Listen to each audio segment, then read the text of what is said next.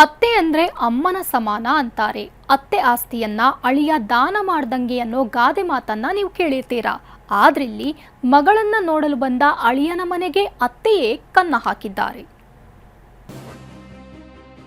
ಇಬ್ರು ಹೆಣ್ಮಕ್ಳು ಇದ್ರು. ಅವ್ರ ಮದುವೆ ಟೈಮ್ನಲ್ಲಿ ಸಾಲ ಆಗಿತ್ತು ಅವ್ರ ಮೇಲೆ. ಅಳಿಯನ ಮನೆಗೆ ಕನ್ನ ಹಾಕಿದ ಕೇಡಿ ಅತ್ತೆ. ಸೊ ಆ ಸಾಲ ರಿಟರ್ನ್ ಮಾಡಬೇಕಾದ್ರೆ ಈ ತರ ಮಾಡಿದ್ದಾರೆ ಅಂತ ಹೇಳಿದ್ರು. ಹೆಣ್ಣು ಮಕ್ಕಳಿಬ್ಬರ ಸಾಲ ತೀರಿಸಲು ಕೃತ್ಯ. ಈ ಫೋಟೋದಲ್ಲಿ ಕಾಣ್ತಿರುವ ಈಕೆ ಉಜ್ವಲ ಕಮ್ಮಾರ.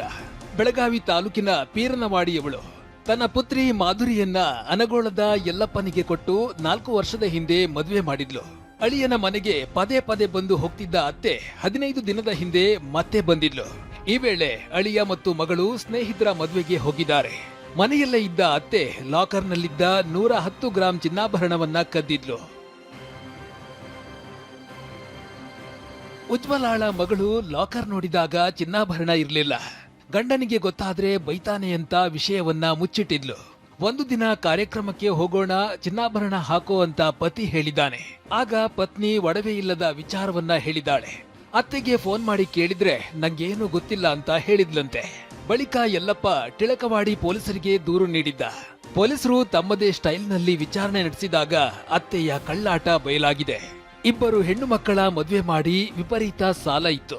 ಬೆಡ್ರೂಮ್ನಲ್ಲಿದ್ದ ಲಾಕರ್ ಕೀ ಬಳಸಿ ಚಿನ್ನಾಭರಣವನ್ನ ದೋಚಿದಾಳೆ. ಸಂಬಂಧಿ ಶಿವ ಅಪ್ಪಯ್ಯನ ಜೊತೆಗೆ ಸೇರಿ ಚಿನ್ನವನ್ನ ಅಡವಿಟ್ಟಿದ್ಲು.